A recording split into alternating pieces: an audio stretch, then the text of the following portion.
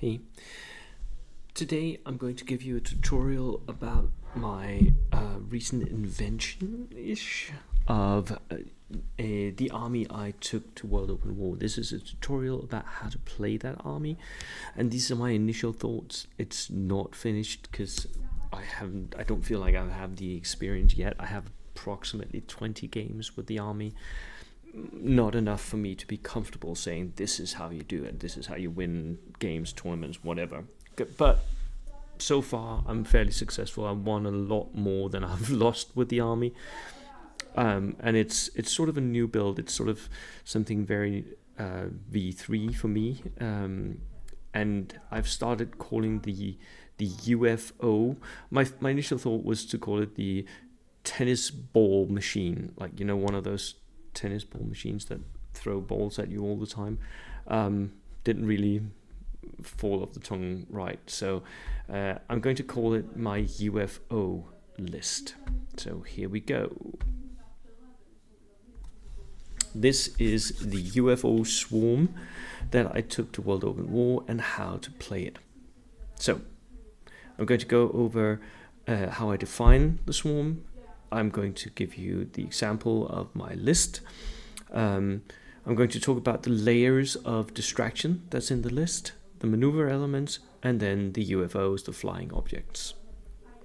So, the definition here is a UFO swarm has a huge number of indirect missiles zeroing in.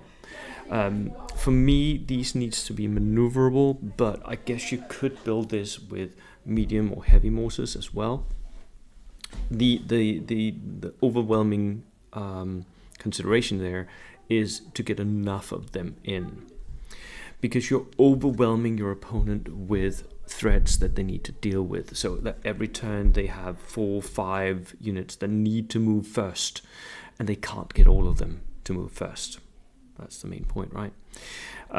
So that overwhelming sensation of being threatened from all sides, and I've had this from multiple opponents. They feel like they're completely outgunned by my list, and really it's not that strong. The initial reaction for a lot of players when they just read the list was, ooh, it looks squishy.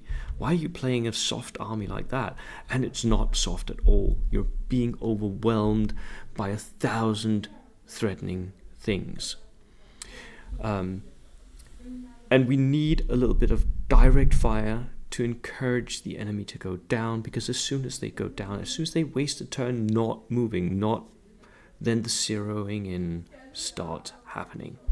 That will facilitate indirect hits, and the indirect hits is what eventually ends up killing your opponent. So how does it work? That was the how does it work. Why does it work? It works because in V3, indirect hits ignores cover saves. So I'm ignoring one very important part that is normally a part of ranged combat, cover saves. I'm ignoring that simply by having enough indirect fire going at the enemy. For me, the 36-inch range is enough. I don't need more than that, because with another 6 inches added onto that for my light mortars to be able to move, I'm already at 42. I am able to reach most of my enemy's army wherever they may hide. So, and also because most machine guns and stuff like that has 36-inch range, that's the range I want to be at. Would it be better to be at 48? Yeah, potentially, but it's not needed. And it works because of a very high order dice count. The higher, almost, the better. For my World Open War army, which was 1,100 points, it was 24 order dice. That was the number of order dice it took. So that is high for version 3, 1,100 points. It's even higher. It's an insanely high order dice count for me, being used as I am to 16 order dice at 1,100 points. So it's really, really high. Right, that's the definition. My list, my World Open War list, was 3 inexperienced officers in 2 rifle platoons and 1 heavy platoon, 2 regular cavalry units of 5 men, 2 veteran scout units, all SMGs, these veteran scouts are really, really survivable. That's one of the main takeaways from World Open War, is that Soviet infantry, scouts, body armored engineers, really, really good. 3 inexperienced MMG teams, and 8 inexperienced light mortars, 3 inexperienced dog mines. They didn't perform well. I am still very much disappointed in my dogs. And 3 regular T-60s. That was my list for World Open War. One of the T-60s was, of course, a command tank, because that was an armored platoon. 24 order dice, 1100 points. Now, the first element that I want to bring up is the layers of distraction, and you can see a couple of them here.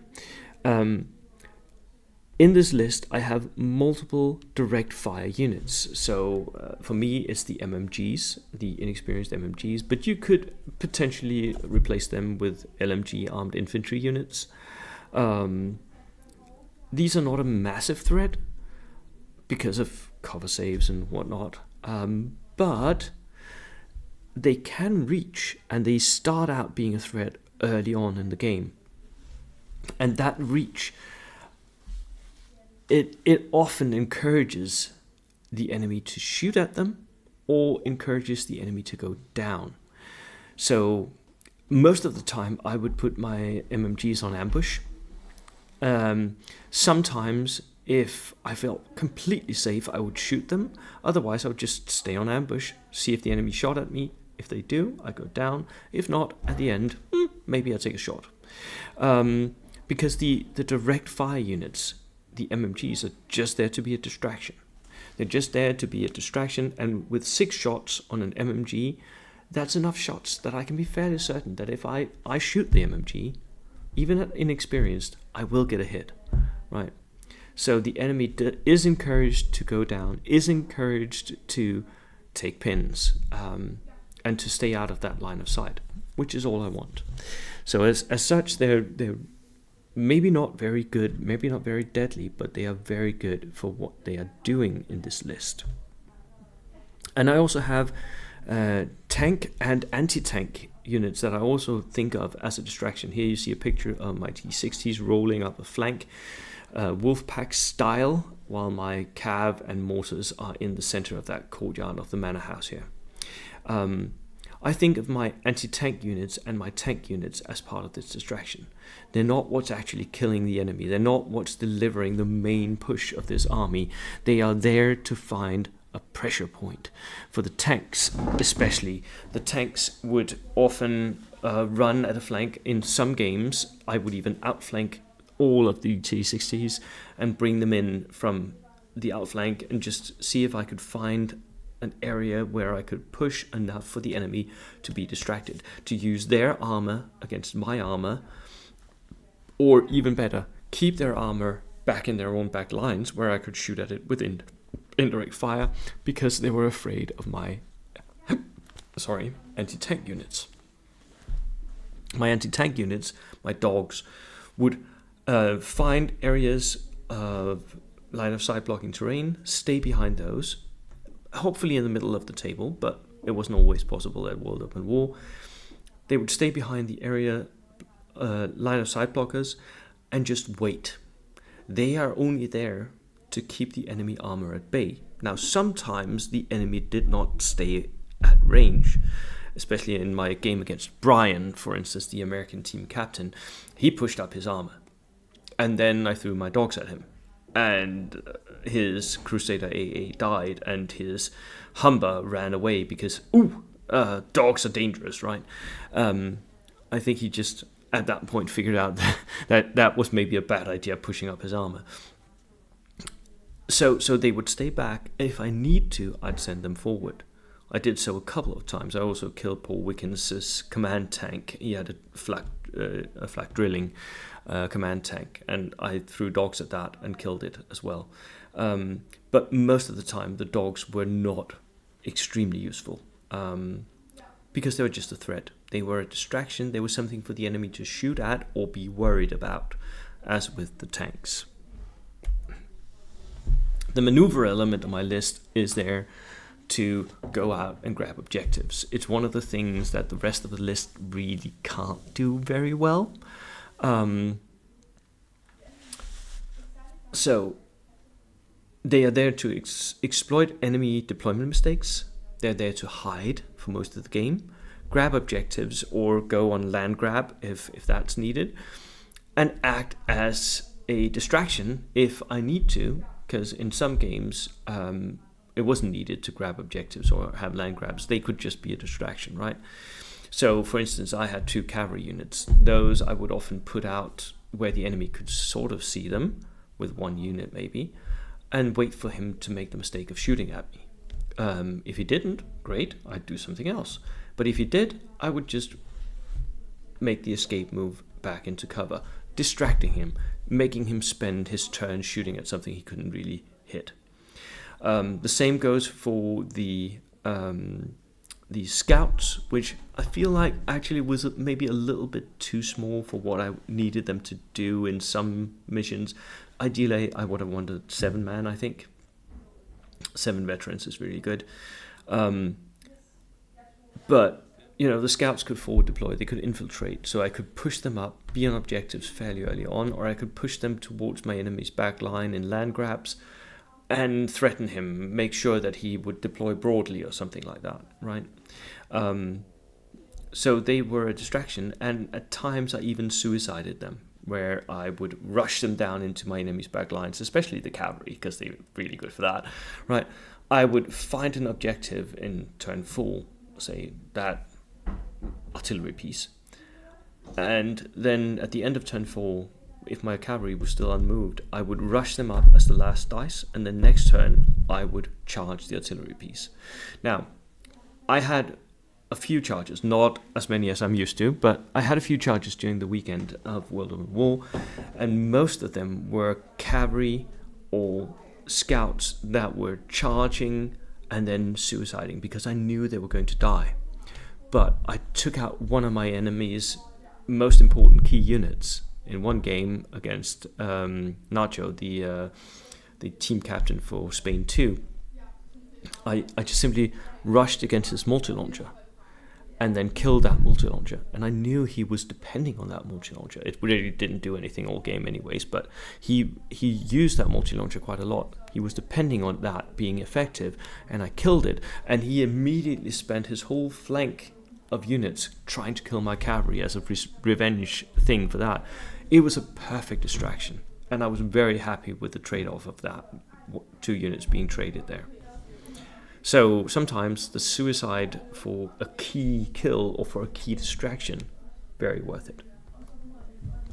Now, the thing that makes the list, the UFOs, the flying objects, is the light mortars. These I would deploy hidden behind line of sight blockers as often as I could, because they can move late turn 1 when I know what the enemy is going to do. They'll move 6 inches up, find a target, shoot something. If I can't get a target that's safe, then I'll do something else. I'll smoke. Right, and this is very unusual. It never happened in version 2. In version 3, I on day 2 here, I figured out that I could have won my game against Manuel had I only used smoke.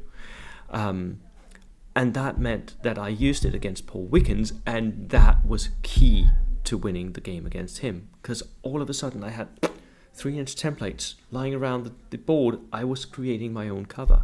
I could move when there was actually line of sight down to his artillery. I could still move.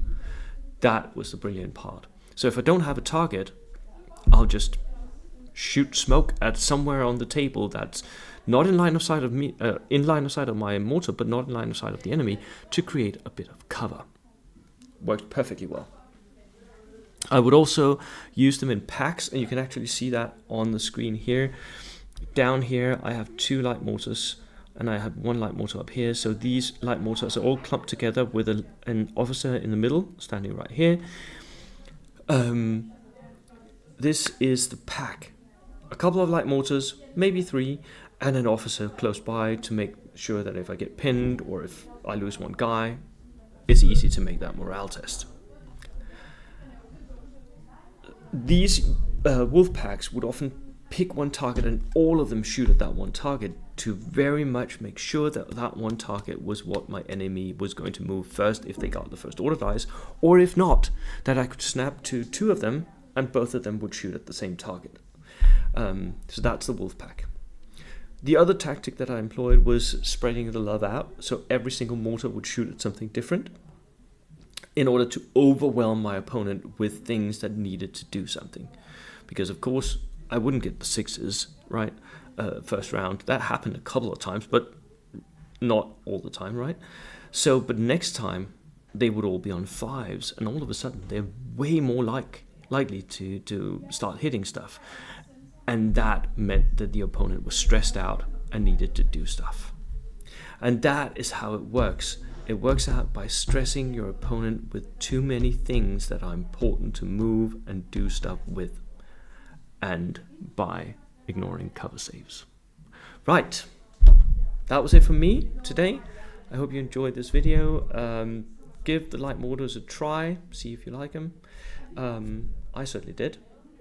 Really like them. That was fun. A new part of the game that I've started enjoying a little bit.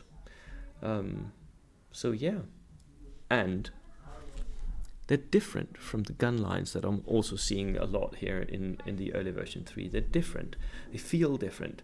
They deploy differently. The enemy feel like they're squishy, but they're really not, and that's also fun. Right, that's it. See you later. Cheers.